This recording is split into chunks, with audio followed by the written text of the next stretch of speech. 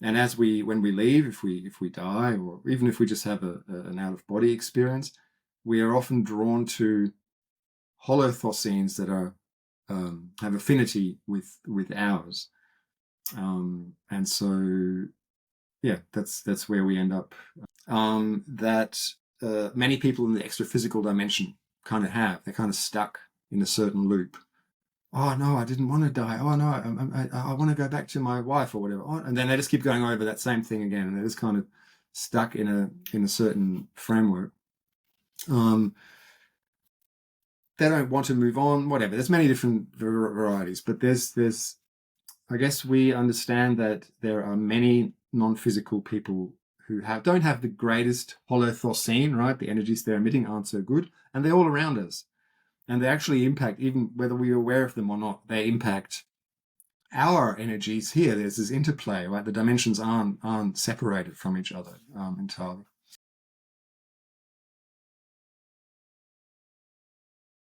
Hello, all beautiful people around this amazing, gorgeous planet. My name is Robert Canis, and this is another Beyond the Courage podcast.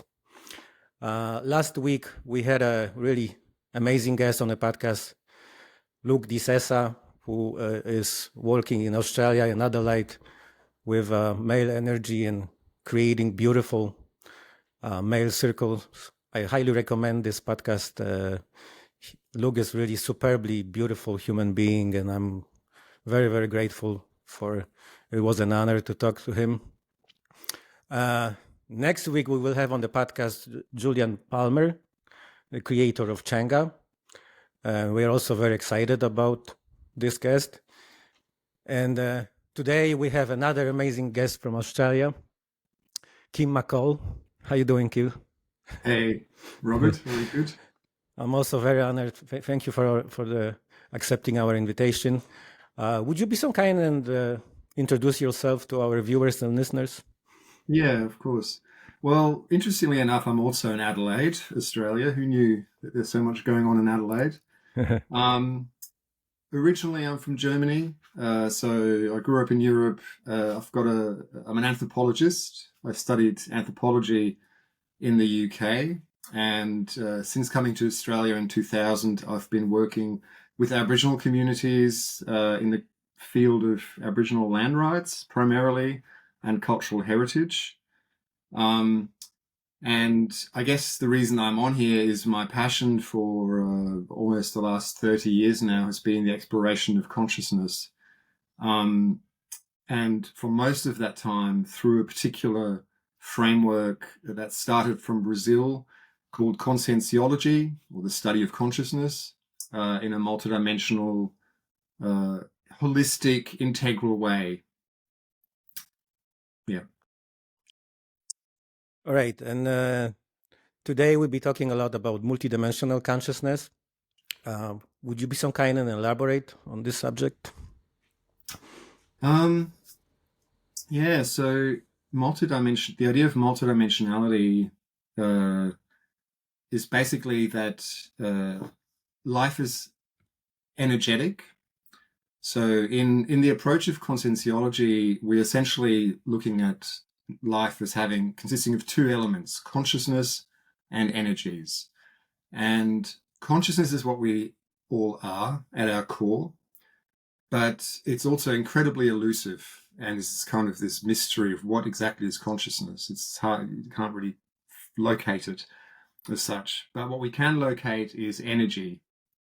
And this energy manifests in different dimensions. So the simplest way would be to say, right now we're all in the physical dimension. You listen to this conversation. We're sitting here in our physical bodies, respectively, in these physical parts of the world. But at the same time, you and I, as we're starting to have this conversation, our energies are starting to connect with each other, despite the distance between us. People that are listening to us, they're also primarily connecting with the energies of our conversation. So that's one level of multidimensionality. And then, of course, when we die, that's when our physical body stops functioning, we then transition to other dimensions. We will still continue in a different body, but it's happening at a different frequency. And that's what we call dimensions. And those dimensions, we don't have to die to go there. We also go there through out-of-body experiences, for example, or some of us who have certain perceptions can access them and perceive them even in the physical body, right? You get the study of clairvoyance and so on. Those are gaining information, perceptions from other dimensions. Okay, thank you for that. Can love transcend dimensions?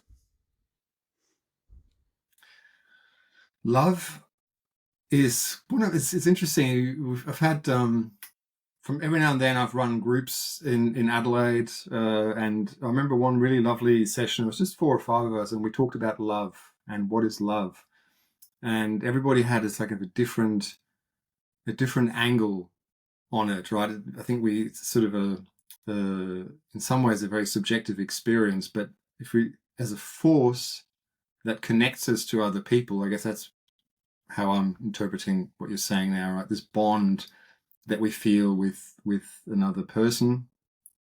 Let's just talk about a person right now. Absolutely. I mean, we are connected with the people who we love. When, say, one of us we've had a strong love experience in this dimension and somebody passes, there are so many accounts of people staying connected with the person who's died, right, to having regular out-of-body experiences and meeting them again. My granny, actually, who was not, she didn't talk about things like out-of-body experiences and so on. She was a Catholic Irish, but she, her husband died about more than 20 years, I think, before her. And for most of the rest of her life, she would meet with him every night. He'd come and they'd chat, and she always knew he was there. Mm-hmm. So there's that connection, but there's also the love that we've forgotten we had. Right? We've had love from the past, and consciously we've forgotten, but then we rediscover the people here across lifetimes. So it's across dimensions, but it's also across lifetimes. That's very interesting. And what is your view? Do you think that we choose dimension where we want to live, or the dimension is choosing us? Well, we create the dimensions, really. Mm-hmm. As in the when we're talking about, well, you can see it here. I mean, I always think it's nice to remember that the non-physical and the physical are actually not that far apart, right? Sometimes it seems, especially when we don't have the perceptions and so on, it seems like the non-physical is some mysterious realm or something. But an extra-physical, so I use the term extra-physical, and that's the term we use in conscienciology for like non-physical dimensions. And an extra-physical dimension is essentially a state of consciousness, right? It's where groups of people usually come together who share an affinity of like-minded, emotional energy and mental energy. That's what sort of creates our vibratory frequency, if you want. And you can see the same happening in the physical world, right? If you move through a large city, for example, it's very tangible. Or even just if you move around, you'll feel different. You feel differently in different parts of the city. You notice certain patterns, like people's attitudes are of a certain way. If you travel between countries, right, you notice they have a different vibe. And in conscienciology, there's quite a few. One of the things that I think people sometimes struggle with conscienciology as a discipline is that it's created quite a few new terms to try and capture certain ideas to talk about these things. And I think it's a very useful term. It's the idea of the Thought-scene. So it's the Thought-scene is the new term, and it's composed of thought, sentiment, and energy. And the idea is that none of us are only thinking or only feeling. We're always doing a mixture of both. And whatever we do, whatever our thought, thinking, and feeling process is, we're creating an energy. We're generating energy. And so over time, in a day we might go up and down. We might have a happy moment, we have a sad moment, we have a range of different feelings, but each of us will have like a general pattern. There's this general sort of framework that is us. That's sort of our blueprint, and that in non-technical terms is like your vibe, right? Certain people have a certain vibe, and that's the result of their thinking and feeling patterns. And in conscienciology, we talk about that as the holothosene. So the holothosene is the collective of thosenes that come together over, right? Everybody has that, and it's reflected, for example, in your house, in your spaces that are particular to you, that they have your holothosene. And then talking about dimensions, like that is creating a kind of dimension. You're creating a certain environment around you in this life. And when we leave, if we die, or even if we just have an out of body experience, we are often drawn to holothosenes that are have affinity with ours. And so, yeah, that's where we end up. So we kind of create it because, like, we choose it by the way we choose to think and feel. And part of the idea of evolution is that we change the ways we think and feel, that we heal old, outdated modes that keep us stuck in heavier, sort of less vibrant spaces, and we uplift ourselves to connect more and more with higher vibrations and higher frequencies. Oh, thank you for sharing that. You also came out with this term Homo sapiens serenissimus. Would you be so kind to tell us a little bit more about this term? Yeah, I mean, this term was developed. So I should say, I mean, I guess I'm a long-standing researcher and student of conscienciology, but many terms like the Thosene and the Homo sapiens serenissimus, they were all developed by Valdo Vieira, who's the Brazilian medical doctor and consciousness researcher who created conscienciology. Not so much by himself, right? There was other people involved, but he's for a long time, he's no longer in the physical dimension, but he was for a long time the kind of driving force behind this whole process. The Homo sapiens serenissimus is a concept. It's a didactic concept, right? It's to give us something a term to talk about the kind of consciousnesses that probably the most common synonym would be something like a Buddha, right? It's a the term serenissimus captures one of the primary attributes of this consciousness, which is a state of deep serenity. And this serenity was acquired across countless lifetimes, and probably most likely not just on this planet, but countless lifetimes across many other planets and many other kind of forms. And in conscienciology, we talk about, we have this idea of that we're all on an evolutionary trajectory, and we all started as in the physical dimension, right? But as consciousnesses, we all started as consciousnesses who were very unconscious. We're instinctual, driven by our bodies, by the body's needs, by our desires, by our ego kind of wishes. And then over lessons and lifetimes where we realize that we keep just bumping into pain, because when you're always just looking after yourself, right, you kind of, life isn't actually as satisfying. We start to realize that you get a lot more satisfaction from life by assisting others, by reaching out, by going beyond our own immediate needs. And eventually we grow in our own level. As we do so, we become more and more at peace with ourselves, and then you become at peace with the world. And I'm talking about many lives that these processes happen, because it seems that evolution is really quite slow. And then eventually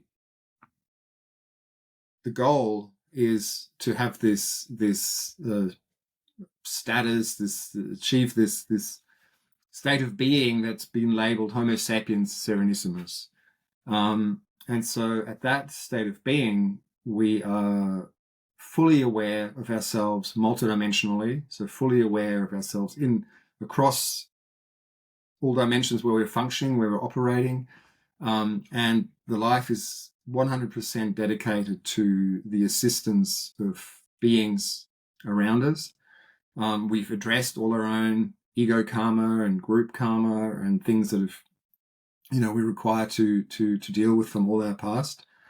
And those people are really at the epicenter of assistance, of service, of helping consciousnesses evolve around this planet. And they are anonymous, so they're not like people that we would know. They're not, any of the kind of famous spiritual leaders or just, leaders generally in society. They might be your neighbor who, works in the market or who is whatever, right? They're just people that are living often just a normal, discrete sort of life, but their energies are in ways that are probably for most of us, including myself, still really hard to fathom. That's kind of the idea. Yeah. Does that make sense? Yeah, I feel it. It's really fascinating, and it's resonating with me so much. So Beyond the Courage is about celebrating life, but also about having fun, enjoying life, enjoying being alive. But also we are focused on empathy, compassion, sharing love, rising consciousness. And we also, our goal is to celebrate our guest. How you would like to be celebrated, and what would make you really, really deeply happy today? Ooh, I don't think I've ever been asked that before. That's a nice question. I mean, I guess, the thing that makes me happy when I have these kinds of conversations is when people get something out of it for themselves, right? When people get some new like a little while ago, we ran an OBE workshop. So people having an out-of-body experience, right? Workshop here in Adelaide. And quite a few people had the experience when we did the practical exercise of feeling a non-physical person grab their hand and try and help them leave their body. And it was really meaningful for those people. And it was really that, it made me I felt very happy that people got to have that experience. Because that was the whole point, right? To share people the experience. So, I mean, I guess, so in that context, before we started recording, you asked about doing a practical exercise. I guess it would be really lovely for people to join in later, whenever we do it, whenever you want to do it, it's up to you. And to maybe share with you afterwards any sensations, anything that they experienced during the practice. I'm sure there's a way people can contact you, right, to let you know. Sure, that'd be awesome. We are highly encouraging our viewers and listeners to interact with us, send us universal questions. Also, we are very open.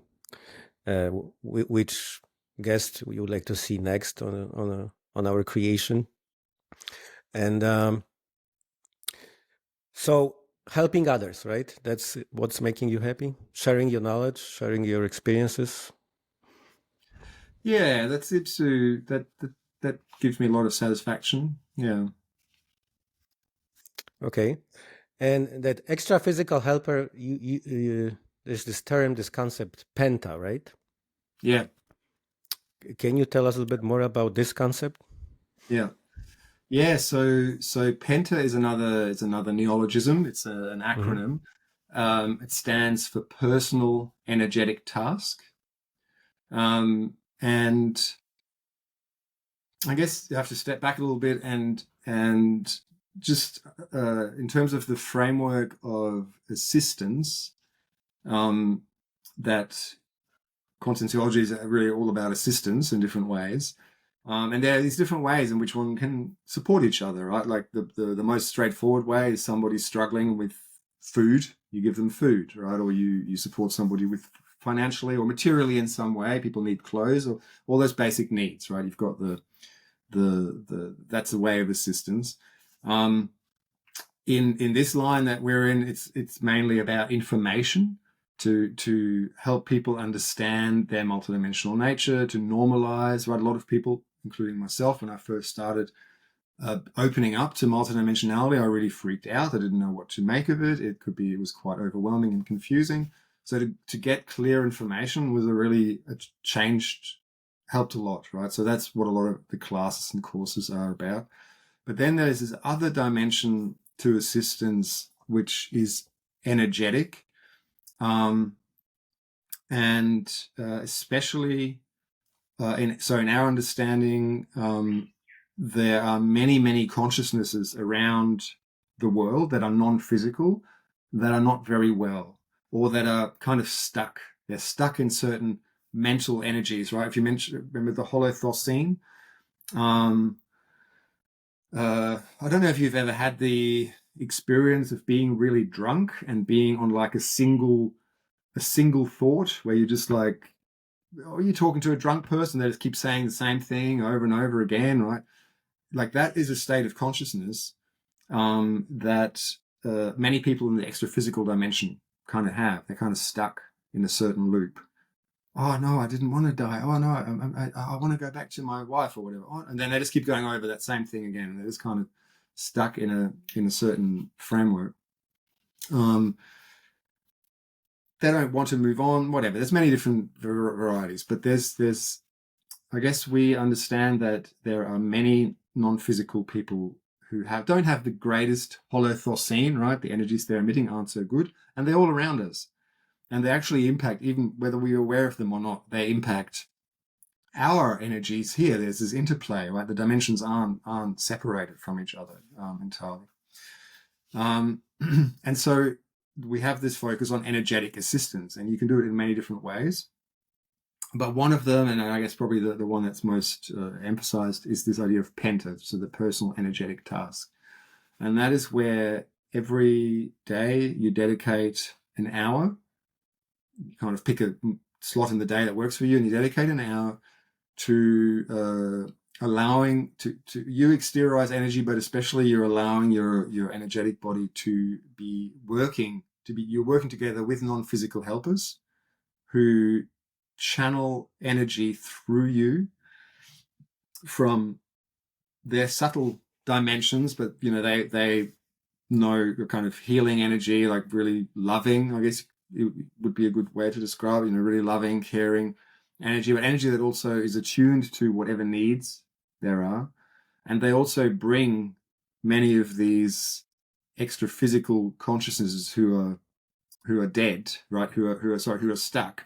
They bring them to you. So I know sometimes this can sound really abstract, maybe. So try and sort of create some imagery. Like if you imagine yourself, so you're lying in your bed, for example, that's where I do it. And so imagine a non-physical helper comes and is kind of coupled to you. Their energies fuse with you, and then energy starts flowing out. And you can imagine like a bubble around you. So you've created this bubble, energetic bubble around your bed, say in your bedroom. It becomes, but I'm saying in your bedroom, but of course it's happening at another dimensional frequency. If somebody walks in, they just see you lying in your bed, right? But the extra physically, there's this helper there, there's this energetic bubble, energy is flowing in, and then people are brought, non-physical people are brought, and they are assisted in this space, basically. Um, and the reason this is one of the reasons this works is because a lot of the people who are stuck extra physically, they're very dense. Their energies are quite dense because they're still really attached to the physical dimension. That's why they're the ones that sometimes can feel. Some people can feel as ghosts or see, because they're kind of closer still to this dimension. And because we have a physical body, we also can generate dense energy, and that allows the helpers who are super subtle because they're from evolved dimensions, that creates something where they can then work with these stuck people. Otherwise it's hard because of the different frequencies that people are on. I don't know. I feel maybe this is too much, but yeah, I don't know if that makes sense. No, it's not too much. I love it. We call this creation beyond the courage because we want to go beyond. We want to help people, our viewers, listeners, go beyond our guest, but also we have a really amazing team on the podcast of 6 people, and we really want to go beyond of the beyond, whatever it means and wherever it can lead us, right? We are superbly open to new ideas and concepts. So is there a simple and easy way to drastically improve quality of life and drastically raise the consciousness? Is there anything like really simple what we can incorporate on daily basis in our lives? I mean, I don't know. It's drastically and simple to. Yeah, we can rephrase it, of course. No, that's okay. Because that's what we want, right? So often, especially when we're struggling with life, we just want things to get better, right? We want things to get better, ideally, quickly and dramatically. And it's kind of a yes and no answer, maybe, or like it just depends. It depends. It's a depends answer. It's like most human answers, right? It depends on your circumstances. Every case is unique. Everybody's situation is unique.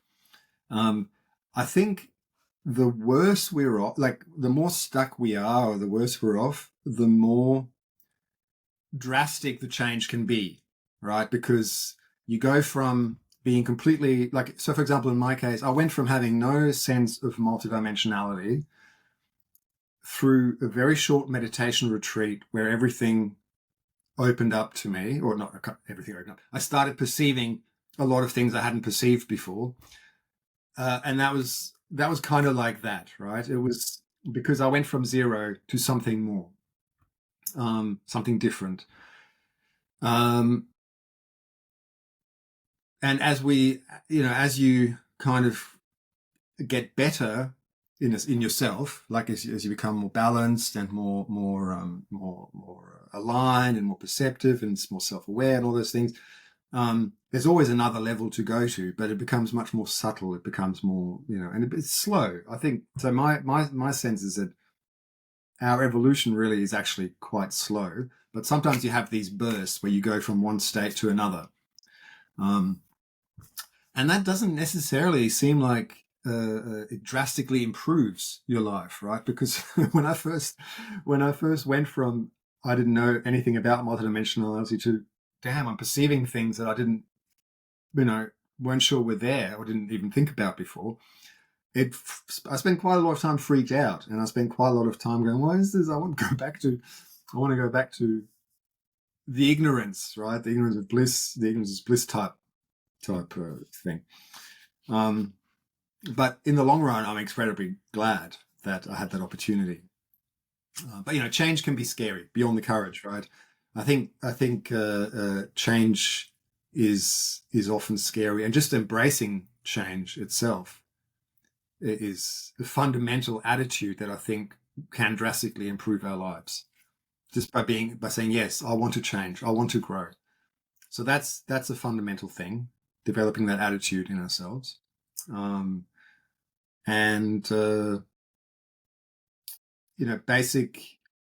I think incorporating basic things like mindfulness practices, energy work, like kind of energy work we'll do later on. I mean, that for me was a game changer. That was something I learned when I went to Brazil. And that really helped me integrate. So I went from kind of I'm perceiving all these things, but I really don't know what to do with it, to becoming much more integrated about it, much more solid through doing this energy work. That was really changed my life. Felt like I could function again properly. I wasn't like a space cadet. I was quite a space cadet for a while there. Changing our diet, right? That can have a Yep. huge impact. And that can happen really quickly, that sort of impact. So, yeah, Yeah, I I think, fully agree one of the here. is, Yeah. sorry? Mhm. Yeah. Yeah, the diet. Well, we are huge fans of superfoods, which helps a lot. Very very easy, very quick way to raise the vibration and improve your body like drastically. Mm. We would like to talk a lot about superfoods on this podcast in the future. What do you mean by superfoods? What sort of things are you By counting? superfoods, I mean the most dense food available for humans on this planet, with vitamins, minerals, proteins, amino acids, Mm. like spirulina. Cacao is a superfood. Maca, uh, bee pollen is goji berries. Mm-hmm. Uh, Ashwagandha, really amazing superfood. Those are powders. You can buy them online everywhere, which are fruits are simply frozen, and they can contain like 90% of all the vitamins for many many months. And you just add water to that. You can add coconut water. Coconut water is a really great source of electrolytes for our body. Uh, it changed my life completely, like 8 9 years ago. I Mm. started drinking a lot of superfoods, like 50% of my diet is, and it's amazing how it helps our body. And also, I think we can uh, receive like a higher vibration signal of consciousness if our body is vibrating. You know, it's made out of high vibrational food. You can receive and transcend many many things in a very simple and quick way. Yeah. I mean, our body's our home base, right? Like right Mhm. now, as we're living a human life, our body is where we're are. And when you have discomfort, when you're sick, when you have things that cloud your awareness in your body, that's all really the core, right? And I think often, I mean, I do, we talk a lot about multidimensionality and those kinds of things, but really often the issues that people have, the initial issues, what's your sleep like? How much exercise do you get? What do you eat, right? Like those are the things to sort out before anything else, really. Uh, and how do you see the future of consciousness and future of this planet or uh, humans? Um, I mean, I like to be optimistic, and I depends on the scale, or the time scale, I guess you're talking about. When you talk about the future, um, what sort of time scale do you have in mind when you say Uh, that? let's say next 5 to 10 years. Okay. Um, I mean, I guess I'm going. We have a certain understanding or model again that in conscienciology that I draw on. I mean personally, I've had, and it's interesting. Like I feel like throughout my life, even when I think about it from childhood, I had this sense of every now and then I get these impressions of there being a lot of struggle and suffering. And perhaps that's because it's always been in the world, right? I guess it's always been around us, growing up, in our history, in our present, in our foreseeable future. But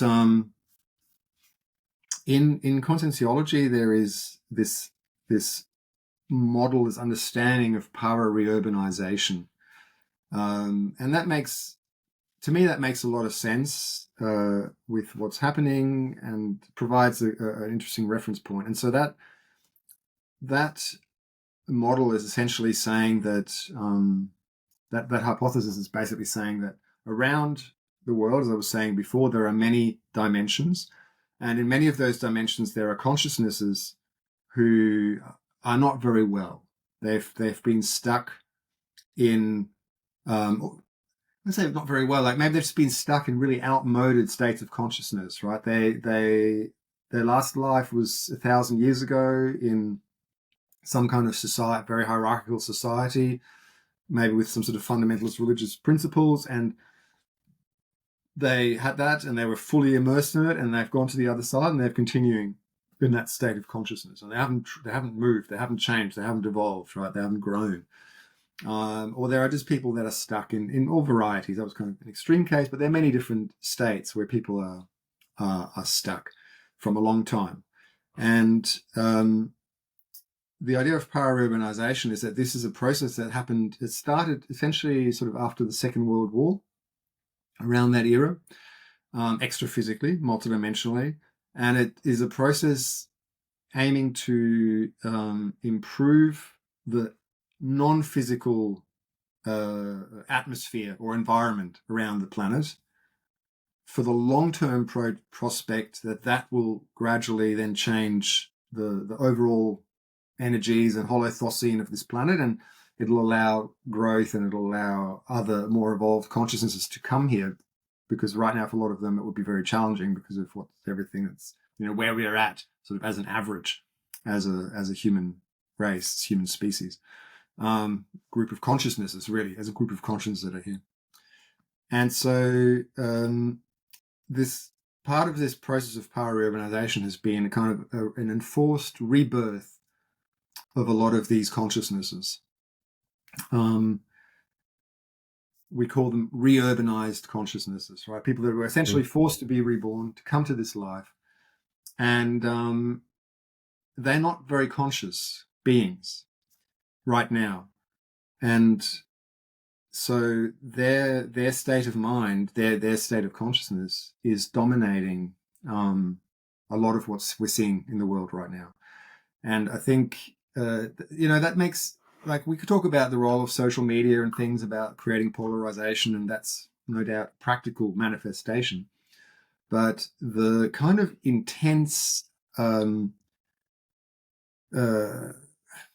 ways of approaching fundamentalist ways of thinking that we see around a lot of the world, that it feels like we're going back to the Middle Ages or something, and some of the religious fundamentalism, be it groups like ISIS in the Middle East, or some of the evangelical movements in the Christianity, or there's many different versions across the world. They are consciousnesses that are stuck in rigid states of mind. And so they're not going to go away. Like, this process of evolution is quite slow. And so I guess for the next 5 to 10 years, as far as we would predict, is that things are actually going to get worse in the physical dimension, more chaotic, more extreme, but that over, probably beyond the period of our life, this is all part of a process of things improving down track. And so, I guess one of the things I find when you start working with consciousness, and I don't know if you're going to talk about this, but I really value past life work. I think past life work is really important to helping us understand ourselves better, but also to helping us getting a perspective on time frames, and understanding that things take a long time, and also that we are creating things right now that we may pick up again in the future. So it kind of can also be a good incentive to realize, like, the things that we are creating now, you're creating, wanting to bring positive, voices and energy into the world. And, I'm doing what I'm doing, and your guests are doing what all these people, tens of thousands, hundreds of thousands, probably millions of people around the world that are all working actually definitely millions of people around the world who are working in positive ways, to contribute to something, like the fruits of that, we may not see for, hopefully we'll see some of it in our lifetime for our own sphere, but in terms of changing things in the world, like that is a long prospect, I think. Some people, like, for example, Ray Kurzweil, think that 5-10 years from now that we will experience really unbelievably amazing things, that the level of intelligence and computation will go up based on the technology which is speaking up, AI, quantum computers, and this huge, like, let's say, even podcasting, right? The consciousnesses started talking to each other with some really enormous, we didn't have it before. Yeah. Right now, you are in Australia, I'm in Chicago, and we can have this beautiful, interesting conversation. And do you think it's possible, it's doable, that in the short period of time we can do like a really like a quantum leap if we start working together, supporting each other together? Yeah, I think it's probably, I mean, it's a good point, because there's another aspect to this whole paraurbanization thing, which is, I think both are possible. So I've talked about the kind of the heavier side with these consciousnesses coming in, but the other thing that's also happening is that there's a lot more evolved consciousnesses coming as well to assist in the process, to work with this, to hold kind of the energetic field. And so we're actually going to see both. We're going to see great advancements for humanity, great advancements of global cooperation, of understanding, of movements towards making things better, of recognizing ourselves as a human, as a family of consciousness, or as a human family, and there is going to be this constant counter current of extremism, nationalism, rigid thinking, right? And I think we're going to see both. Yeah, absolutely. And I mean, there is no doubt that what you just described, like what we can do now, the amount of information that's available now for any of us to when you compare that with the pre-internet time, Yep. is incomparable, right? We all have access to any kind of, just about any advanced information we want to learn, whether we're drawn to consciousness, medicine, creating things. Yeah, it's so that is also an aspect for sure.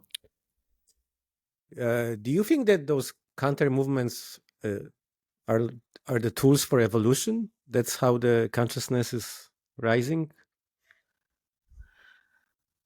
or So, yeah, what's the purpose of that good and evil, that light and darkness? Those. that's a good question. I mean, it seems to be that way, right? I've been thinking about that quite a lot, and I guess again, it helps for me. It's that's why I think working with our own past lives is so enriching, because when we do that, we can start to see what was our struggles, right? What were the things, and what did we do in the past, and how has that inspired us to do better? And so it does seem that right now on this planet, a lot of us need suffering as a driver to grow, right? You suffer for so long and you go, I don't want to suffer anymore. I want to get out of here. I want to make things better. I think that point comes at some point for all of us. I don't know that it's necessary, right? I like to think that we will get to a place where we will grow for the sake of growing, and not because we're trying to get away from pain, you know? But I mean, there's some fundamental questions like good and evil. Like, I mean, those are the questions that have been with us for well, human record, right? And Yeah. in mythology and so on, there's the dark forces and the light forces, and um, there do seem to be consciousnesses who get satisfaction in controlling others quite consciously. I think a lot of people do bad things unconsciously, right? Because they're just driven by things. But there are also some people that do it deliberately and consciously, and both physically and extra physically. So, yeah. So I don't know. I don't know the ultimate answer, but I like to think that we can move away from being driven by suffering to being driven by wanting to grow, because we get joy and satisfaction from seeing our own growth and that of the people around us. Hmm. Yeah. I think this is our choice, right? If we choose collectively to change that, we can uh, we can do it. Um, do you recall any like really funny story regarding your work experiences with multidimensional consciousness? As I mentioned before, Beyond the Card is also about having fun, having that distance. We are a huge fans of comedy and uh, Comedy. I'm sure there was funny moments. I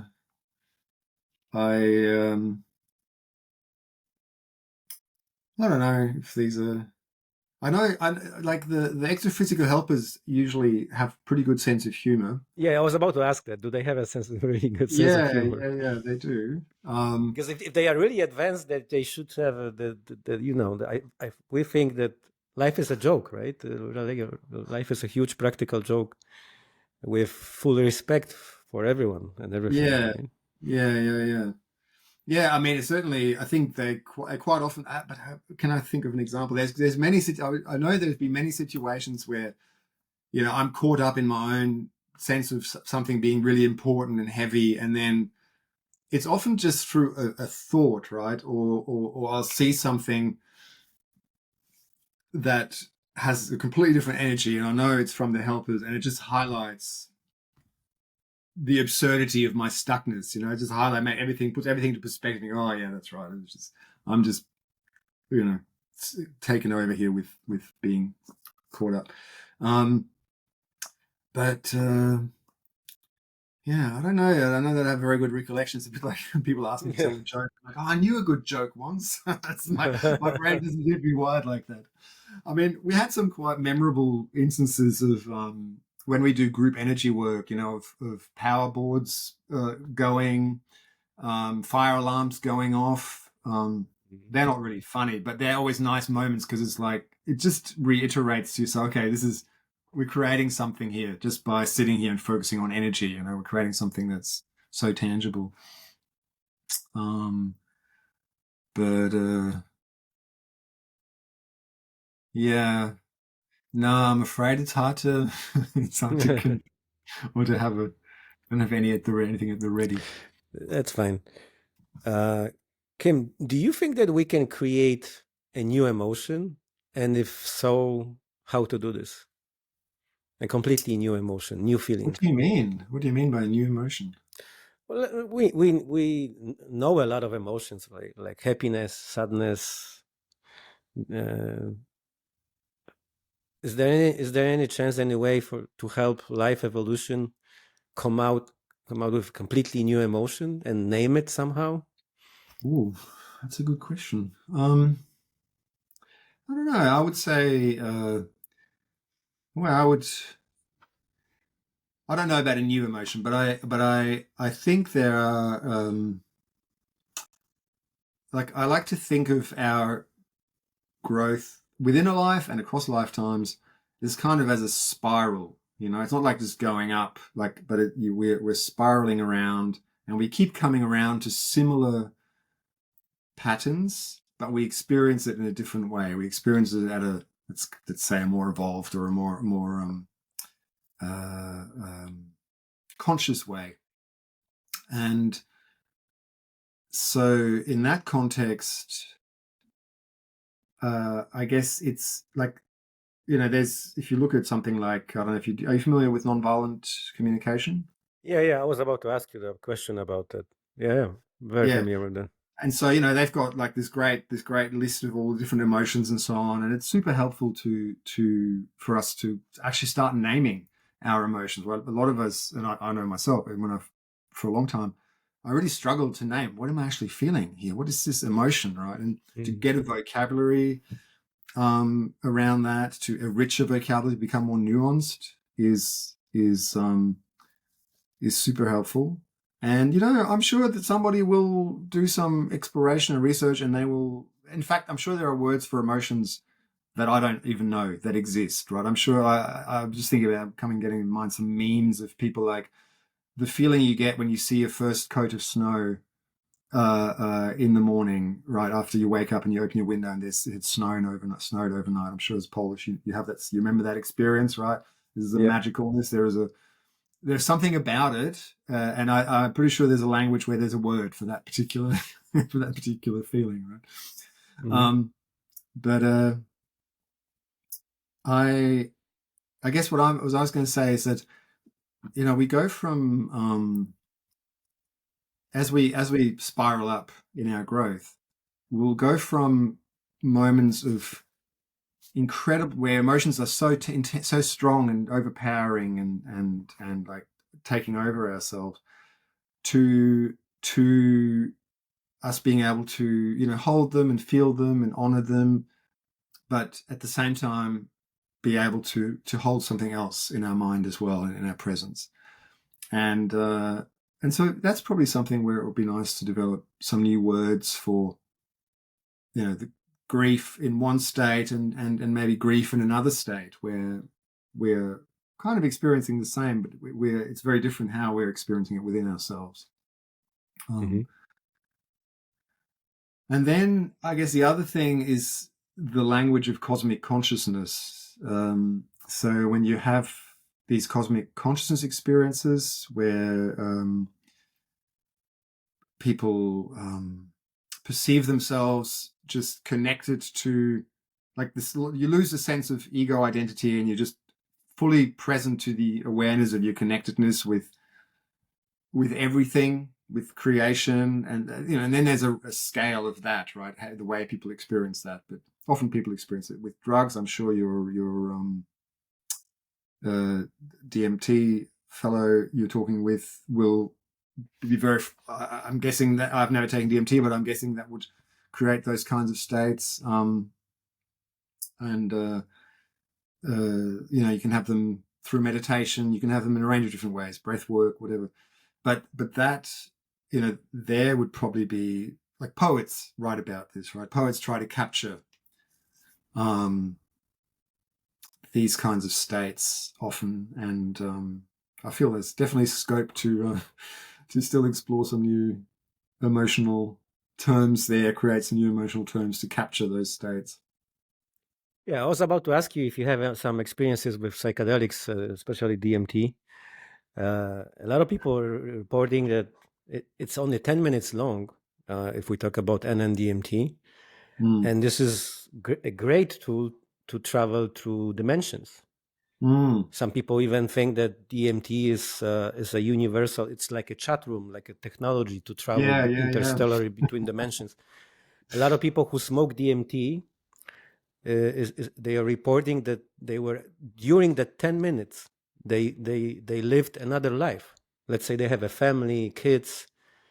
Uh, this is really interesting, right? What do you think about tools like psychedelics for expanding consciousness and multidimensional Yeah, exploring evolution? I mean, I experimented a little bit with it. Mm. Uh, first, my first experiments, I was very unconscious. I was using it like a recreational drug, and I would kind of dismiss those experiences as, yeah, I wasn't. Yeah, I wasn't. It was interesting. They reflected, I guess, where I was at. The experiences I had reflected where I was at the time. That was LSD and psilocybin.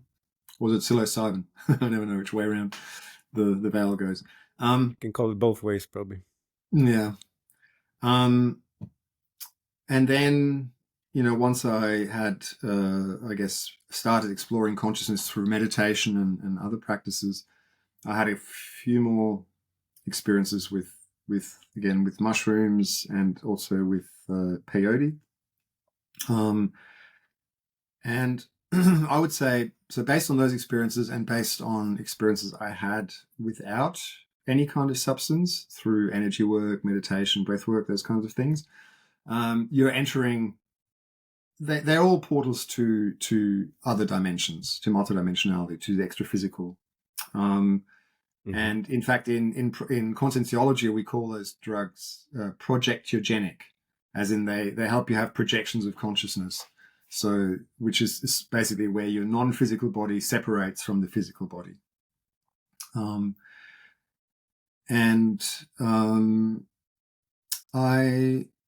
think they can be interesting. There's certainly I've certainly listened to people talk about DMT and the kind of consistency of experiences, like they keep landing with the same non-physical consciousnesses around them.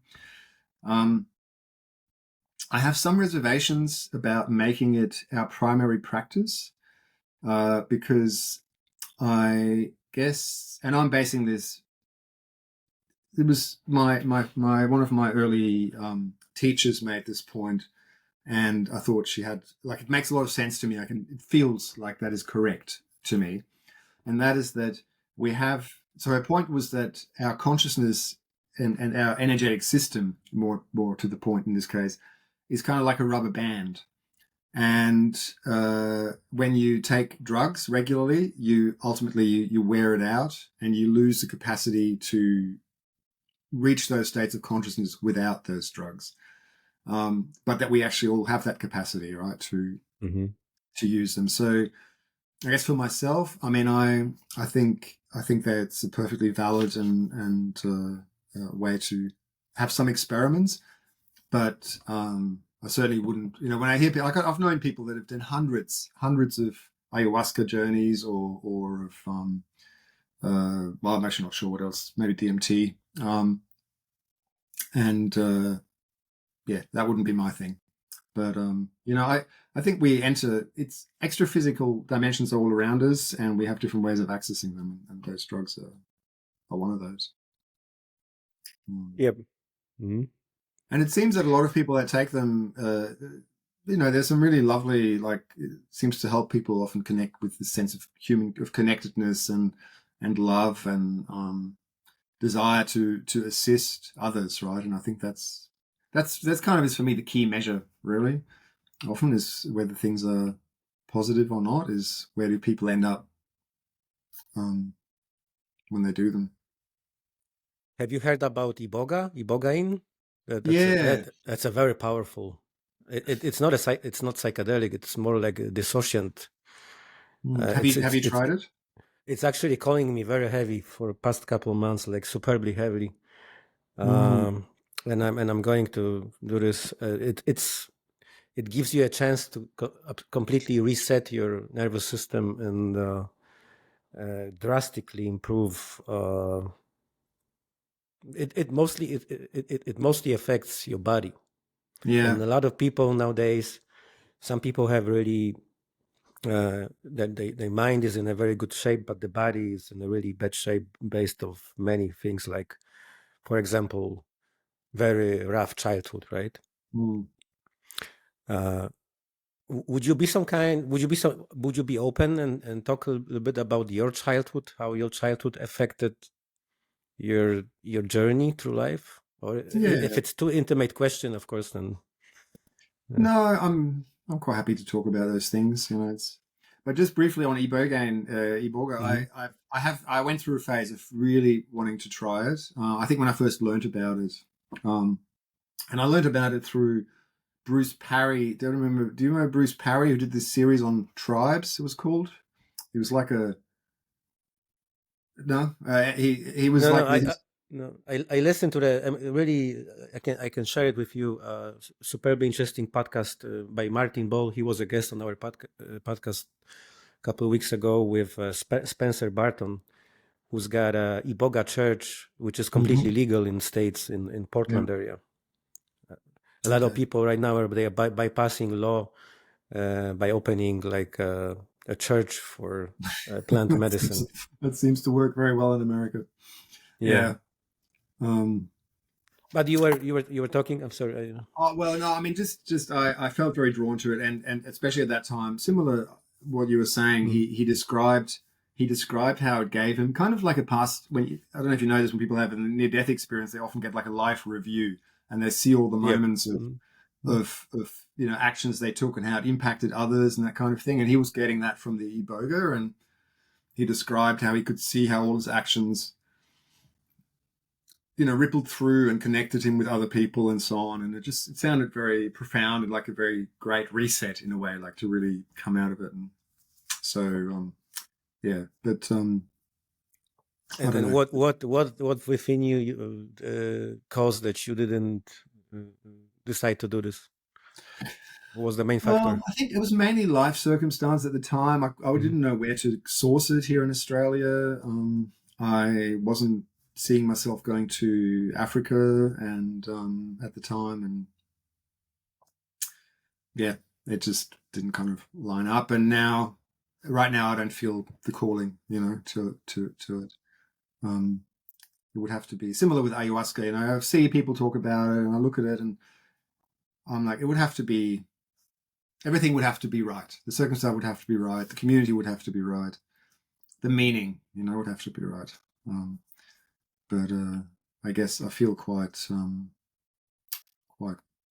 content with the tools that I have at the time being, for address those things. Yeah. Sure. Way, and that has its bonuses. I think it helped me, for example, to follow some of my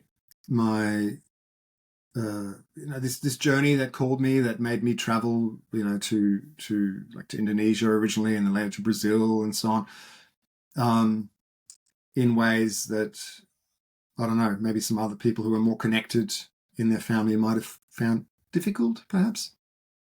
Um, but had impacts on my interpersonal relationships for a long time until I really worked my way through that. I grew up bilingual. I think that really helped. I had English and German always, and then there was some French thrown into it because of my dad living in the French part of Switzerland, and that really helped me, I think, in my life to connect internationally and to be open to like learning other languages and studying in conscienciology in Brazil and those kinds of things.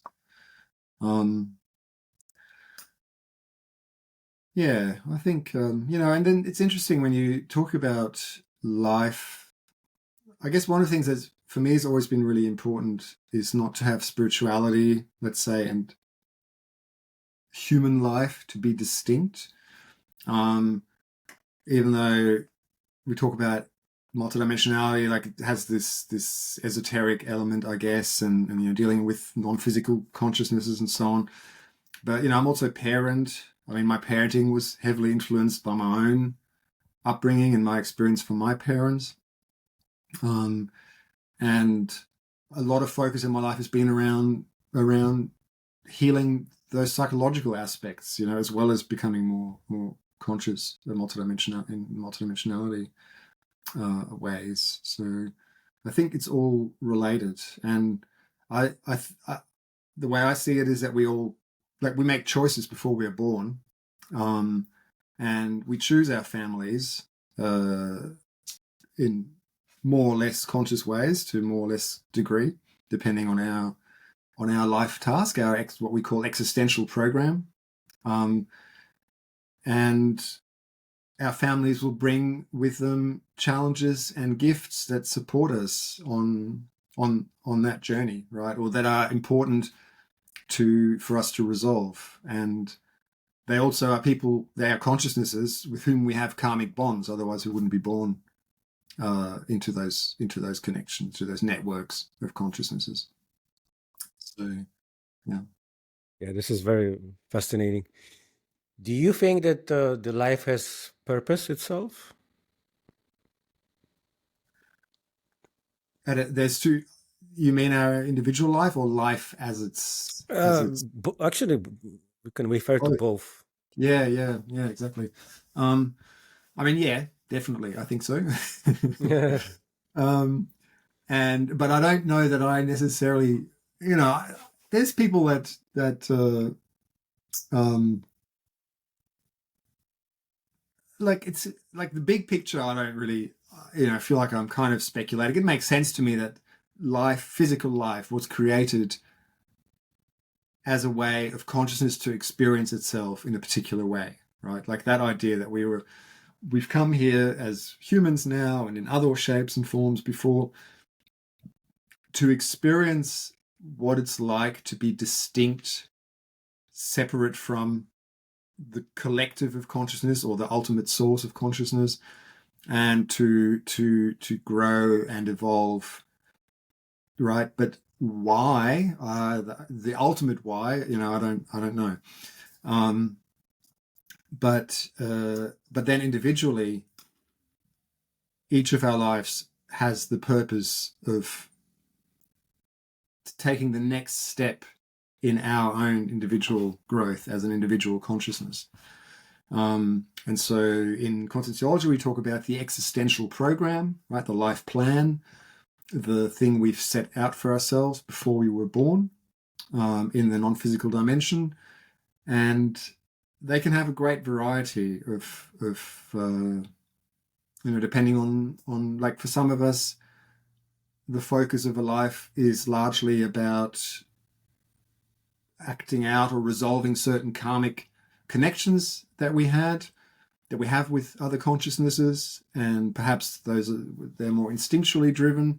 And for others of us, it's to contribute to some form of evolution of consciousness, or maybe it's to create some sort of global dialogues about certain things. Like there's many different varieties. Like it's a very personal thing. But I do think that trying to understand, research, explore our own life purpose is one of the most important things we can do, right? And to try and live into the life that we've created, that we desired for ourselves. Yeah. Uh, do, do you believe in magic? And if so, how do you understand that word, that term? It's also a concept, right? Would you agree it's a concept, or it's something else? Well, I mean, I'm an anthropologist, right? And so in anthropology, magic gets used quite a bit when speaking about indigenous cultures in particular, um, as the idea of impacting physical outcomes, creating physical outcomes through non-physical means or through ritual means. I don't know if that's what you mean by magic. Um, is that what you're thinking, or? Well, the magic, we can say physics we don't understand, but also it could have way deeper meaning, that everything is possible, that we can transcend literally everything. That like the guy behind me, Terence McKenna, amazing human being. He was saying that in the future we are going to live in our imagination. Mm. It it actually may already be happening, right? I think it is Life is happening. yeah, life is beautiful, is amazing, is magical. It's absolutely unpredictable, and yeah, like I deeply believe in magic. By magic, I think even our conversation could be really magical. Uh, two consciousnesses being apart, a couple thousand miles right now, and talking Mm. about multidimensional concepts, trying to evolve or have fun, however we call it. Mm. Even 10 years from now, like before, it was impossible. Like if you tell someone 10 years ago that this what's happening right now, that would be magic, right? Back then. Yeah. Yeah, that is true. That would be magic. And I guess the reason we would say it's not magic is because well, I can't, and maybe you can't, but somebody can tell us the physics, right? of, of how we're doing this. but it's interesting. I like it's you were asking before about a feeling, right? A feeling that we haven't. And as you were talking, I think there's been moments, we describe things as magical, right? Certain moments where you feel connected. Often it's with another person or with a group of people and with nature and with the wind in the air. Like you might be outside doing some sort of group meditation, or you're sharing connectedness with another person. That's a kind of magic, I guess. That's where I use the term magical. Sometimes it feels magical. It's like we're connected with something bigger and we're all connected together. I really love, because I'm in Australia and I have connections with people in different parts of the world, and I've now had so many instances of like sharing with another person where we were what we call synchronicities, right? But where you are thinking of each other, or you afterwards you talk, oh, on that same day we were both at that same time, we were doing thinking, reflecting on something, or something that was clearly shared across space. And those kinds of energetic connections are a kind of magic, I suppose. We can understand them, but it still feels exhilarating to sense that connection, to me anyway.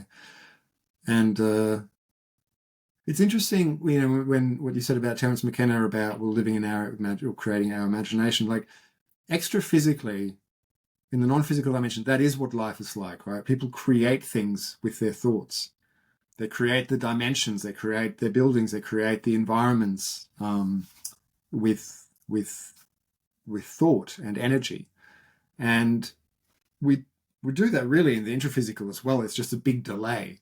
Like you have to think about it, and you have to draw it up, and you have to plan it, and you have to get the material, and then you build it. But in the way we do that right now, right? And we create our relationships. If we create our relationships consciously, I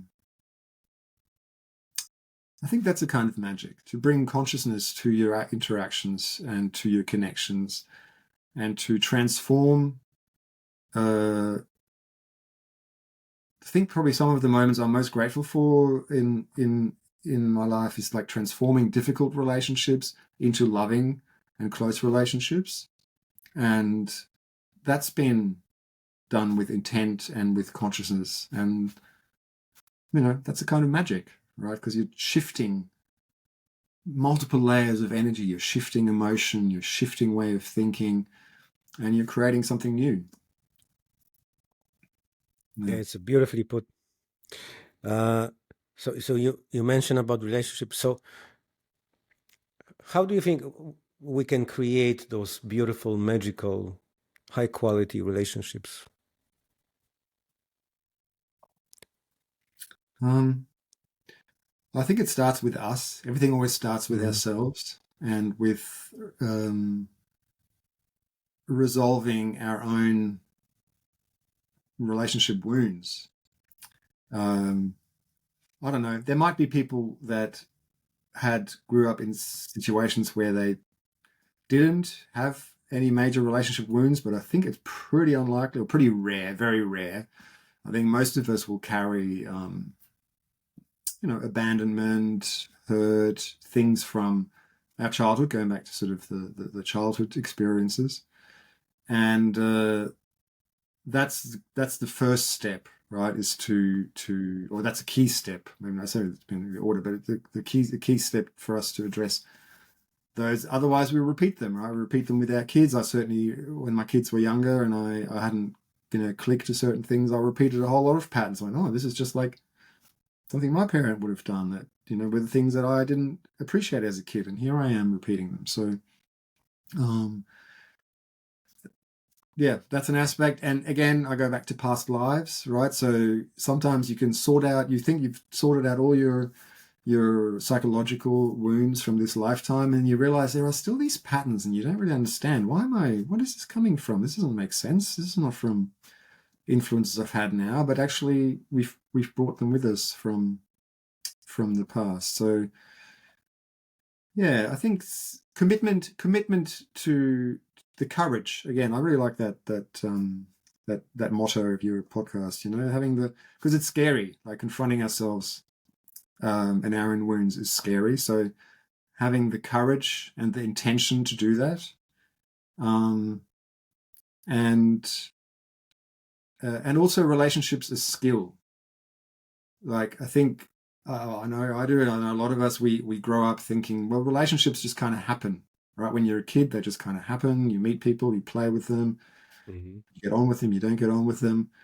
But as we grow older, you can really learn that having relationships requires skill, communication skill, interpersonal skills. And so investing in that, things like nonviolent communication, I found really great as a tool.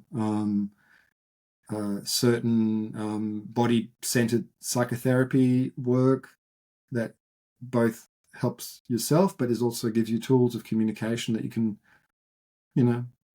help to create connection with other people. And I guess finally is really valuing, right? Valuing connection, having that as a core value, and then you'll create it around, that. You mentioned NVC. Some people say nowadays that we can go even further to radical openness or radical honesty. Do you have some experiences with that? No, I don't know. I don't know that.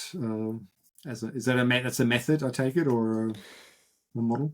Well, NVC stands for nonviolent communication, where we completely change our communication with other being. Radical openness and radical honesty is when we are being completely honest with other people without any filter. And it's fascinating, but two people, they both have to be completely ready for that, because it could cause a lot of harmness. If you are completely radically honest with someone, it could hurt the ego. Well, I guess just the way you describe it, I would also worry about the skill level of the thing I like about NBC, and I don't know that NBC is, it's not necessarily the answer to everything or is perfect in every way, but the thing I like about it is that it always starts with yourself and your own, like, what are you feeling? And taking ownership of those feelings. So if you ever hear yourself saying something like, you make me feel blah, blah, then you're not doing NBC, right? Then you're projecting stuff on the other person. Yep. And I don't know anything about this radical honesty, but I do know that people sometimes use the claim that, well, I'm just being honest and telling you how I feel, to basically be abusive, to put stuff on other people. And so it really depends on the skill level of the communicator. I think being open and vulnerable is definitely a powerful way of creating connection, sharing things that are scary at the time, because the other person might judge us, but it's there, it's real. But yeah, it just depends, right? It always depends on how it's executed with all those things. Would you please kind of elaborate on the conference you'll be attending in the near future? Yes, yeah, yep. The conference. So I'm one of the organizing committee. Co-organizing, right? Yep. Yeah. It is the first Australasian Pacific Conference on Paraurbanology and Serenology. So we've already touched on both of those topics, right? Paraurbanization, I mentioned, it's about the changes to the non-physical dimensions. And serenology paraurbanology is the study of that process, and serenology is the study of the Homo sapiens serenissimus. And these are, I think, really important and exciting topics around understanding our own personal evolution, connecting with the energy of this Homo sapiens serenissimus, and also to understand the changes that are happening in the world and how we can navigate those while staying centered within ourselves and while contributing through our energies and through our life work to in some way, right, to this process of paraurbanization, of improving the state of the planet on a multidimensional level. And we are having this conference in Adelaide from the 18th to the 20th of October, 2024. And it's quite a unique opportunity for people in Australia to connect with these ideas and to meet, members of the community of the conscientological community, because we've got quite a few people coming from Brazil and also from Europe to present, to be present. And we haven't had that before, right? In the past, there's been me and a sort of handful of other people over the years who've run workshops, different types, different scale.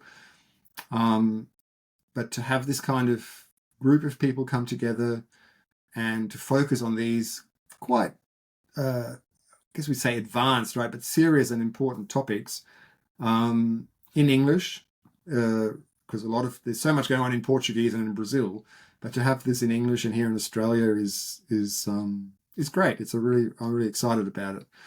And we'll basically, it's a conference, so there'll be a series of presenters, but we're also really keen with all of the work that we do. It's always about experiences. So there's going to be sessions of intense group energy work, which are aimed around people having their own experiences, connecting with the extra physical helpers, and hopefully getting a bit of a feel for how these multidimensional assistance processes might work. And the other thing we have a guest speaker, Roger Nelson, who I'm quite excited about as too. He's an American researcher he's for many years focused on the Global Consciousness Project. He might be a nice person for you to speak with, actually. That's what I thought so. Yeah. He does. His topic is really about the connectedness of consciousness around the world, how we're all connected, really, how we're all united. And he's done a lot of, I guess, but innovative, but what we call parapsychological research. So through measurements, tangible measurements, rather than the kind of subtle, more subjective things that we work with in conscientiology. Yeah. Is it going to be like a yearly event? Or just one time? I don't think so. I don't see us. It's been a big endeavor doing this, and we're all like, this is for all of us. It's just a passion project, right? We all have our lives and jobs and studies and whatever else we do, and then we do these things because we feel it's very important to ourselves and to other people. So I don't know that this will happen anytime soon again. Yeah. But, who knows down the track, right? Like, it does feel a little bit like we might be opening some doors with this event here in Australia. But yeah, right now I'm just focused on doing this and then seeing what the ripple effects might be from it. Yeah, sounds like fun, and we can post all the links in the description.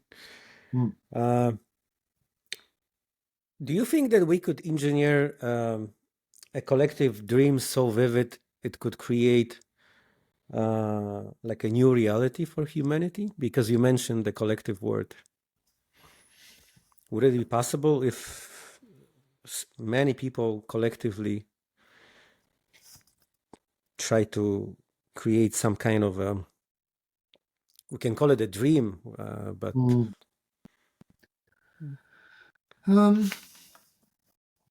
I mean, it's a nuanced. We know that people can enter shared dimensions, right? People can have shared projections, create a shared environment, and like when you use the term dream, I use the term projection. By that I mean an out-of-body experience, a projection to another dimension in our non-physical body. And it's a whole other topic, right? The distinction between dreams and out-of-body experiences, because they both exist, they both happen. Like we have dreams, but often we have dreams while we're out of the body, but we're kind of caught in our own environment. But we know that people can have shared lucid dreams or shared out-of-body experiences by creating, triggers and kind of maybe listening to the same kind of induction soundtrack and having a certain goal. There's been many reports about that. But when you're talking about, like when you say collective, it sounds like you're talking about humanity, right? Like having us all kind of create. Is that what you mean? Humanity or extra dimension beings. Yeah. I think there's too much diversity. Mm-hmm. I think there's too much diversity. And I'll be very wary about who's inducing this, Mm-hmm. who's creating what is the goal? Because, it's also about having freedom and so on. Like if people choose to connect together and follow, try and have that shared experience, I think that's perfectly a great goal and can be really positive. Some might say that we already are living a shared dream. Like people have induced a shared dream by creating this idea of materialism and consumerism, and that is something that's being induced now. Yeah, let's say the goal would be celebrating life, dancing beautifully, life, enjoying life, but in some completely different dimension and different universe. That would be beautiful, right? Wouldn't it? It sounds very beautiful. If you mentioned a couple times today out-of-body experience. Do you practice out-of-body experience in your life? Yeah, I do. I wouldn't say I practice it in the sense that I like some people have a real routine, like they'll like a good technique, for example, is to sleep for about 4 hours, wake up, kind of go to the bathroom, keep yourself a little bit alert but not too awake, and then really focus on the intention of having an out-of-body experience. I don't do that, but I do go to bed every night with the intention of being aware, with the intention of being of assistance out of the body. And I have a semi-consistent routine of recording whatever I recall when I wake up. First time I wake up, then I just make note of things to help me understand it afterwards. So that's my routine. And then every now and then I will during the day, sometimes I have the urge to lie down, and it's a particular kind of urge that I associate with a kind of a calling to go out of body. So sometimes I do that, but I don't have the greatest recall. Like some people, there's some, I don't know if you know many of the OBE authors, but there's a guy called Jürgen Siever, for example. Yep. He has amazing recall. He writes the most extensive reports about his experiences. There's another guy I follow who also has worked with Jürgen, collaborated with Jürgen in the past on podcasts, Mike Marable. Also great recall. For me, it's more sporadic. And the main way I tend to know that I've been out of the body often is how I feel energetically. Like I'll wake up and my chakras are incredibly activated, and or I feel like I've got a lot of energy that I didn't have, before. And and then there's my notes often, which often only make sense afterwards. Yeah, in my research about life, I spend a lot of time about out-of-body experiences, and we got some really amazing people in Poland doing that.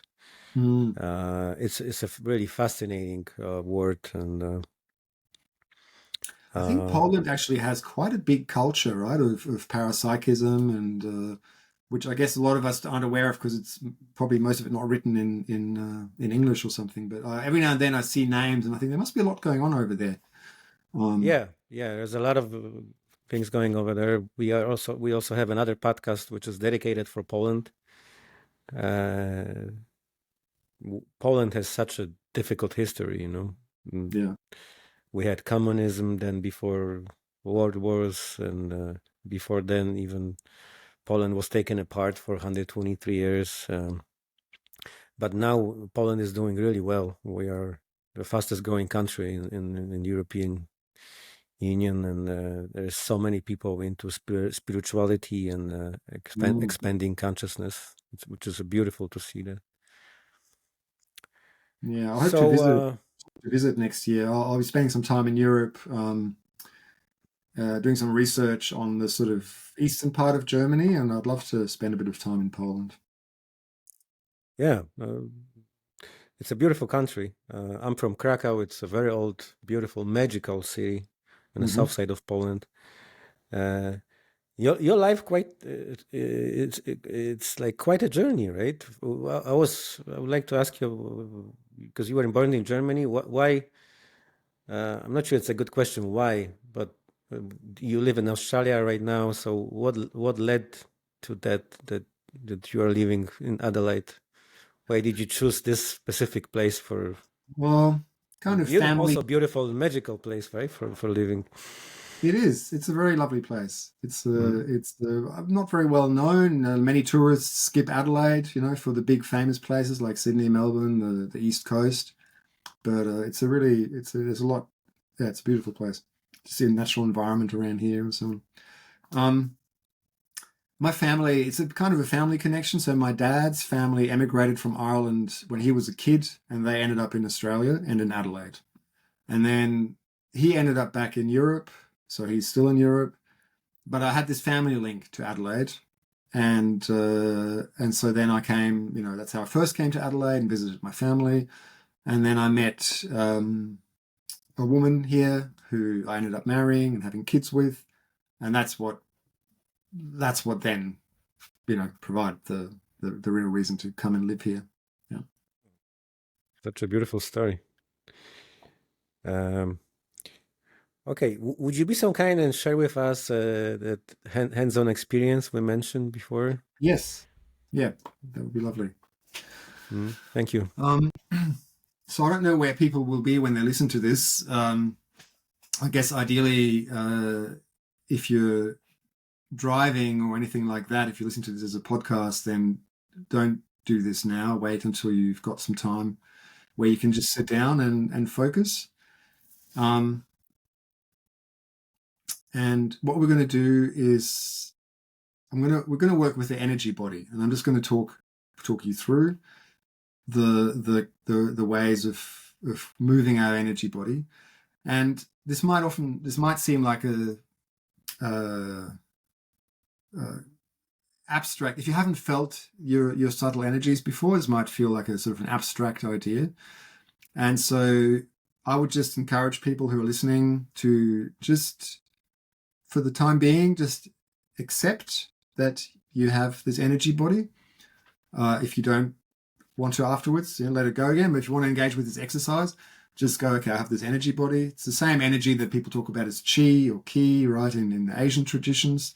It's the energy that flows through our meridians, and we have it in our chakras. Sometimes a lot of people talk about feeling, especially the chakra people call the third eye, right? The fronto, we call it the fronto chakra in conscienciology. And it's a part of us. This energy body is a part of us, just like our physical body is a part of us. And just as we can control the physical body with our intention, we can control the energy body. So I'm waving my hand around, and I don't have to invest any great energy, mental energy into that. I've just expressed the intention while I'm talking to you, and here's my hand waving around, right? And the same control is what we can gain over our energy body. We just have expressed the intention, and the energy flows. The energy will move. And initially that might feel strange because we haven't done it, but if you do it over time, you'll start to notice it. And so I'm going to talk us through a few things. I'm just going to say things like move your energy here, move your energy there, speed up the movement. And I encourage you to just focus on your intention. This is what will happen, right? I encourage you not to visualize, not to imagine, but to be open to perceptions and feelings, and using your intention to create this movement, to do this activity. What do you reckon, Robert? Is there any questions about? Oh no, my intention is to reach serenity today. Okay. It's a beautiful state, right? Very desirable for many people. Serenity is a goal. I don't know. This exercise in itself, one off, won't create serenity, but it is a very good tool as we build it into our life to enhance the serenity in our life, because it allows us to constantly maintain our energetic well-being, which, like we talked about before, right? If our body feels good, that already helps us feel more serene. If our energy body feels good, that is also will help us just be more balanced, right? And I think balance is a really important aspect to inner serenity. So I would encourage you to either be sitting with a straight back, or if you want to lie down, if you're listening to this, you can also lie down, making yourself comfortable. And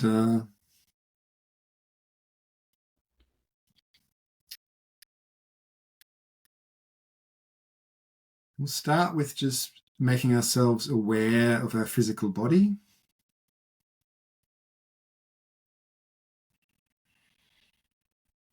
Taking a few deep, conscious breaths.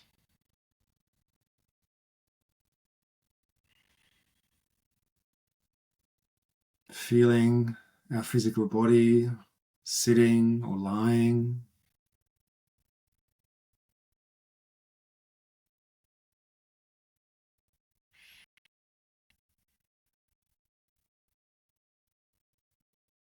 You bring your awareness to the whole physical body, from your head down your torso, your legs to the bottom of your feet, all as one.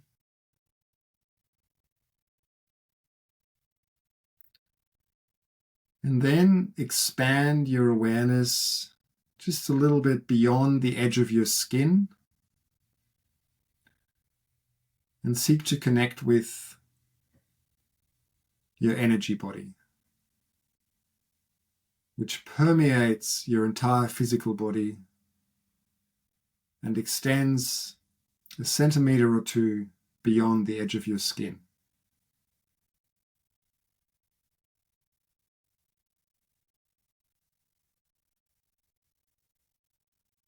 And now, simply using your intention and your will, hold the intention that energies from this energy body will start to accumulate around the top of your head.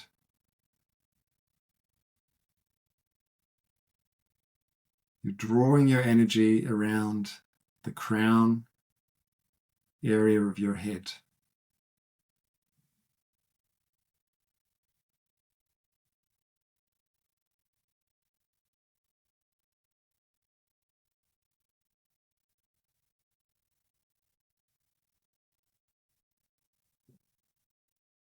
Maintain your awareness on that area and your intention for energies to accumulate there.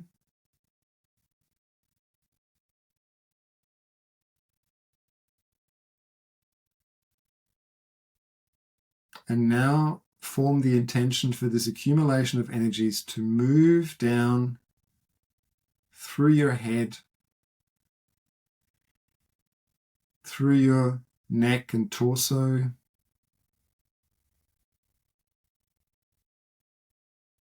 through your legs, all the way to the bottom of your feet, in your own time.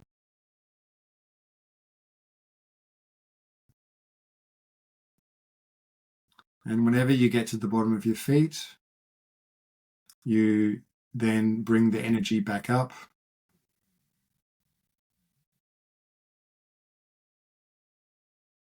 In the reverse direction, all the way to the top of your head.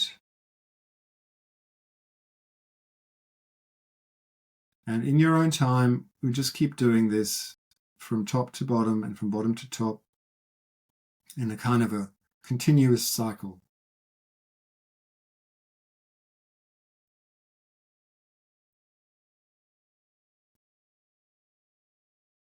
Always maintaining your focus on the accumulation of energy as it's moving up and down. It's moving through your body.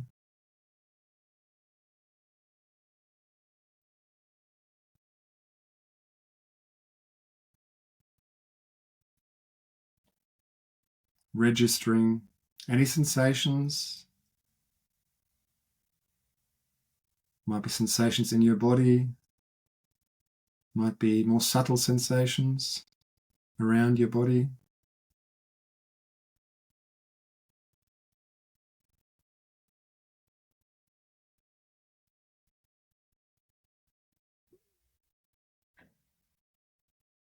And just using your will, see if you can increase the intensity, the amount of the energies that you're moving, and also the speed.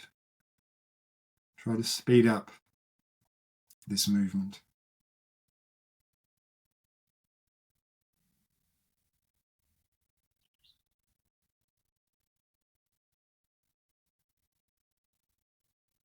Really paying attention to the body as you're moving the energy up and down through it.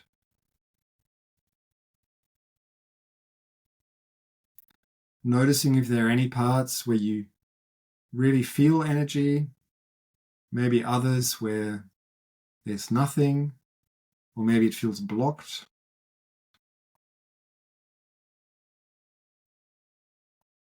And if you get to those areas, just take your time and just have the intention of pushing the energy through any blockages, any numb areas.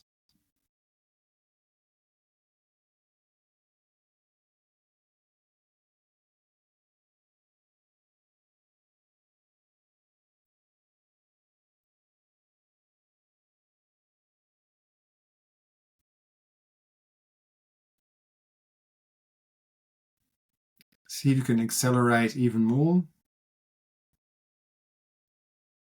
Just using your will, your intention.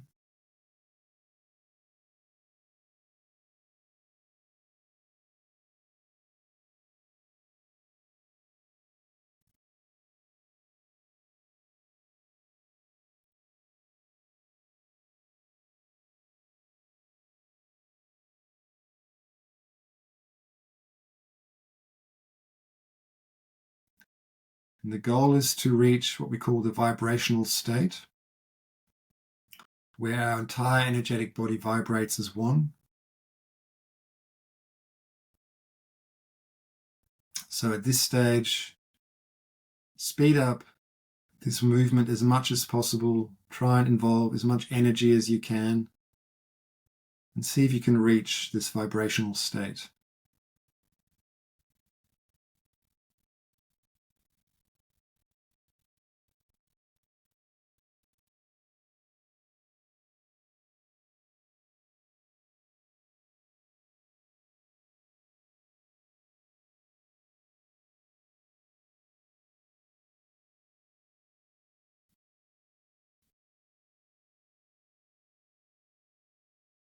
Maintain your awareness, maintain your focus on your sensations and on the intention of pulsating your entire energetic body.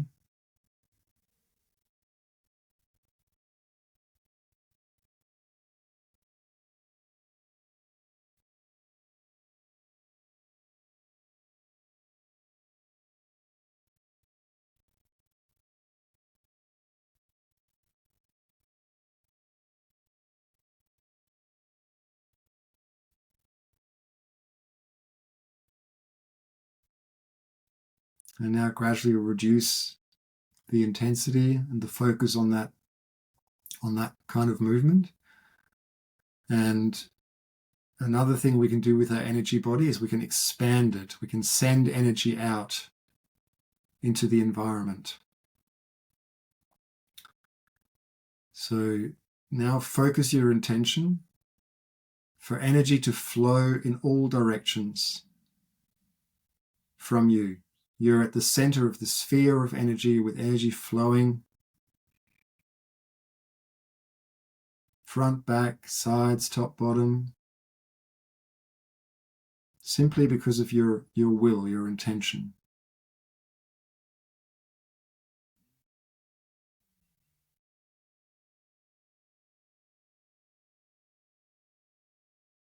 This can be a really practical technique to claim a space, to connect with other people,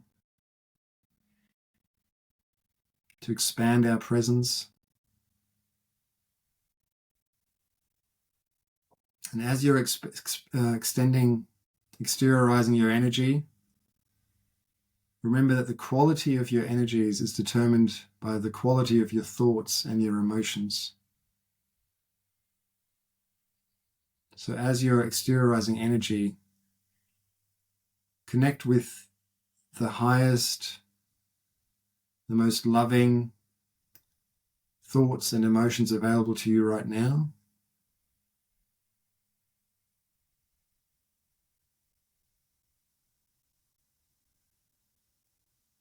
Thoughts related to evolution, to universal connections with consciousness.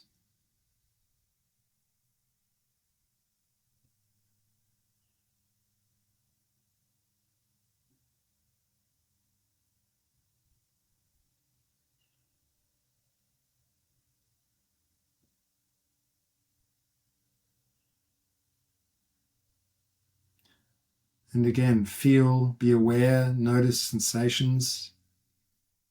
What are you perceiving in your body? What are you perceiving in your energies?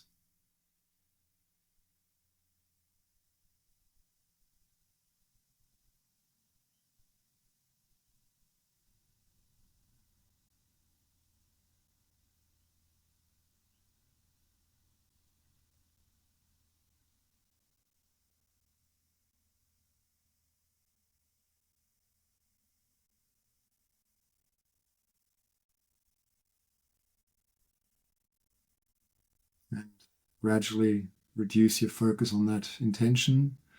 And just as a final thing, shortly, just to show the variety, there are many different things we can do with our energy.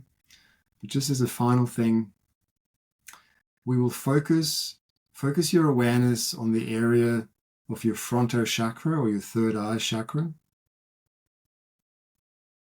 and also on the area of the crown of your head, where we have the crown chakra.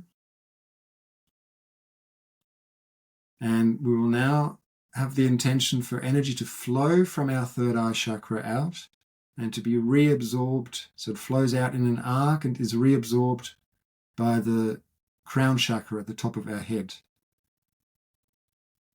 And then it circles back out through the frontal chakra. So we're creating a kind of a circle of energy from the frontal chakra to the crown chakra. And if that all sounds kind of, you're not really quite sure, you've never felt these chakras, don't worry about it. Just focus on the intention. Just have the intention for energy to flow from the area where you know the third eye chakra to be, or you believe, or you're open to it right now for this exercise. And you bring it up and you reabsorb it through the crown chakra.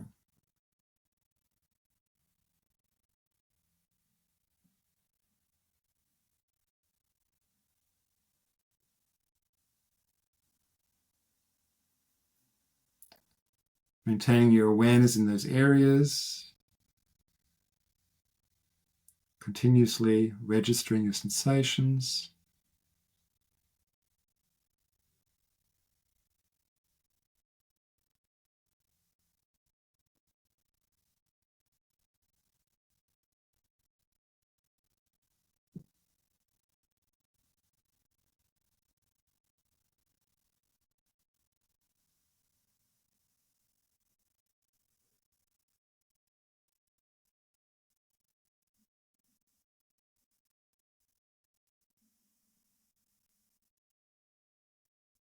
And now gradually reduce the intensity of that movement, and then come back to your everyday awareness.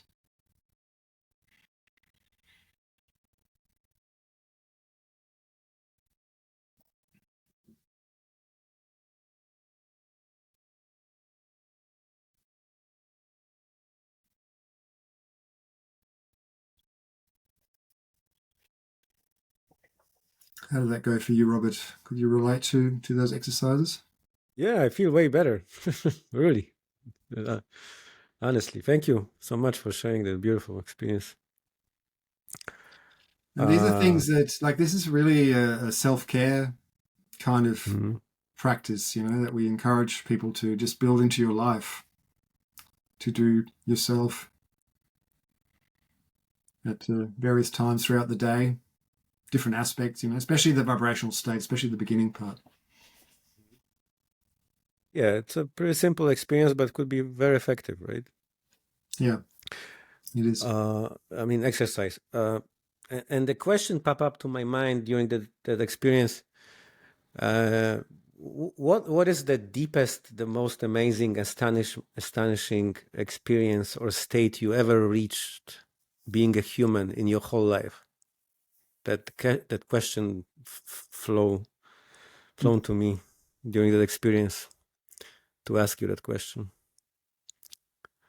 It's not an easy question. It's No, I think it's. I'm pretty just trying to think whether that is the first. The profound, first right? thing that comes to mind is a mental somatic projection. So an out of body experience, not in the astral body or the psychosoma, but in what we call in conscienciology the mental soma. And I think other or lines of thinking about this also use that term, mental body. Um, which the thing that was so amazing for me about that was that it was like I was applying a technique, but it was it went from kind of similar to what we just did now, sort of like an energy technique. And then I had the intention, it was part of a class, but it was actually only me. The other students hadn't come on that day. I was a student, and the teacher then gave us the intention of having this out of body experience. And I really didn't expect it to happen, to be honest, because I hadn't had a lot of success rate in having OBEs in workshops. Um, but the most remarkable changes happened to my energy. I had this, I guess people would call it a Kundalini experience, like the base of my spine became incredibly hot, and this area here, kind of like in between those two chakras that we just worked with. And then I was just in a completely different state of consciousness where I was just an expanse of awareness, and this deep serenity, because everything was just like life. When I remember trying to work out at the time, what is life all about, and even the things you like, good and evil, and none of it mattered actually. Like I didn't get any great answers. It was just like there was just a peace about it. It all just seemed like life was energetic phenomena that took place beyond this state of awareness that I experienced during that period. And I couldn't tell you exactly how long it took. I think there was set aside maybe 50 minutes or something for this technique. And I know that after I came back to my body awareness, I was lying there for some more time. And I lost. There was no sense of time about this experience. It was a timeless experience. And what was valuable for me was also that when I came back, I could feel how different my body was. Like I had this pulsating energy both at the base of my spine and at the top there. The rest of my body was completely cold, like I'd been and felt like I hadn't been in it, I suppose. Like sort of like, I mean, dead is exaggerated, but it was like just rigid and cold. And uh, yeah, and that, that lasted. After that, I felt deep peace and calmness. And I was living in Rio de Janeiro at the time, which is a very intense city, and I struggled a lot with all the energies that were there and all the kind of the intensity of everyday life. But I spent a good week, I would say, profoundly altered, in a sort of in this calm and serene way. And then gradually life came back, and my old self came back, my old hang-ups came back, and so on. But I felt like it gave me a glimpse of what's possible. Mm. And yeah. Yeah, thank you for sharing that. Have you ever tried to come back to the same state? Was there a desire within you for that? Yes, definitely. There definitely Mm-hmm. was a desire, and for quite a long time after that, I could also, if I would bring my memory back to it, I could kind of evoke it again. I could evoke the sensations, the feeling, and then I would feel altered. Um, and it's a lot. Now it's a goal. Like I guess the way I experience it now is a goal. Maybe for this life, maybe it's across many multiple lifetimes to come yet. But um, I I would like to get to that state in the sense of having something like that integrated in my physical life. So you can be a physical person, do all the things that you have to do, having interpersonal relationships. Because in that ultimate state, when I was out of the body, I felt quite disconnected from life, right? Like in a sense of the things of like being a I wasn't a parent then, but being a parent and meeting those kinds of obligations and things require us, I think, to be of a certain consciousness, which is different from that consciousness. But I believe in integration. I think we can integrate those states, so we can be in balance and serene and connected to the transcendence of that sort of awareness, and also connected to the human and interpersonal. So that's the goal. You mentioned there was no time. What is your view on time? You think that the time can be bent like light? Seems to be. Yeah, I feel I really don't understand time. That's my main view on time. I don't really Hmm. understand it, but it seems to be a quality of the physical dimension, right? I mean, I've had so many experiences now, especially when you start working with energy, and you're doing these sort of psychic, say parapsychic exercises, where time just changes. Things just change. So many things happen in this course of seemingly very little time, right? That becomes a very normal thing. And so, yeah, I feel like, time is a property of the physical dimension. There is some relationship between time and multidimensionality. There seems to be, like, people are planning lifetimes in the non-physical dimension. They're planning to arrive at certain periods of historic time in physical life, like this, but it's not. Yeah, I don't really understand the full. Definitely not linear. It's not linear as we understand it. Yeah. Do you think it's possible to live in all dimensions at once? I think we do. We're just not conscious of it. Hmm. Mm. I think it's more about bringing more consciousness to it. All right. So at the end, I'd like to ask you, what are your plans for near future? What are your boldest dreams? What would you like to achieve um, as a human? You mentioned conference. That's such a beautiful idea. Um, Yeah, so the most immediate future right now is this conference, which is coming up in today. I think it's 3 weeks, mhm. even a bit less now. Um, and like, it'll be our last day of the conference in 3 weeks today on the Sunday. Uh, I've started a PhD.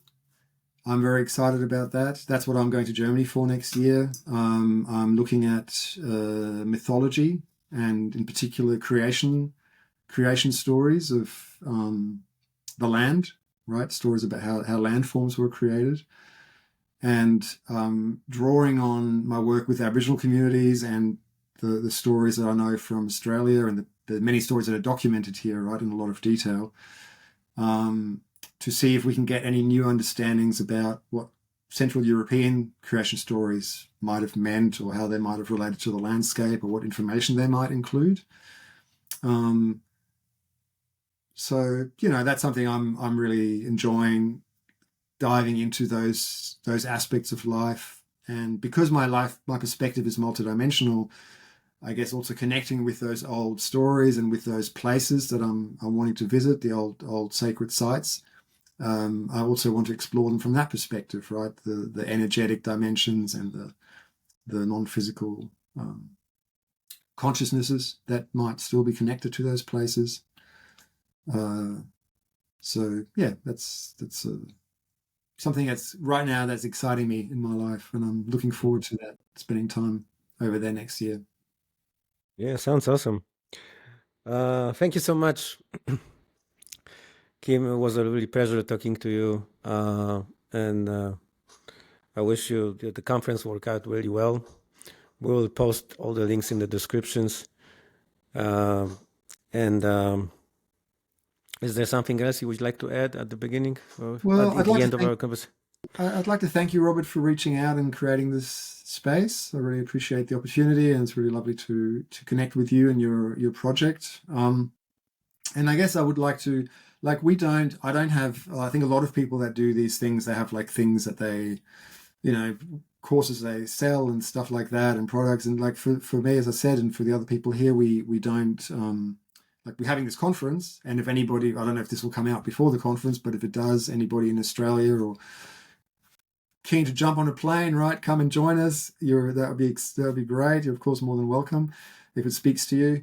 But I guess otherwise, I just say if the things that I've talked about, these ideas of how to approach consciousness and our own self-research and our own work, speak to you, please reach out. Like, we have networks around the world of people. There's a lot of online activities that do get offered in this space, and ways to access this kind of information, right? And within Australia, we've got volunteers around Queensland and South Australia in particular, and there might well be chances to join in some kind of activity, or just connect, right, and talk about things. And so, awesome. Where our viewers and listeners can find you in the internet or some other places?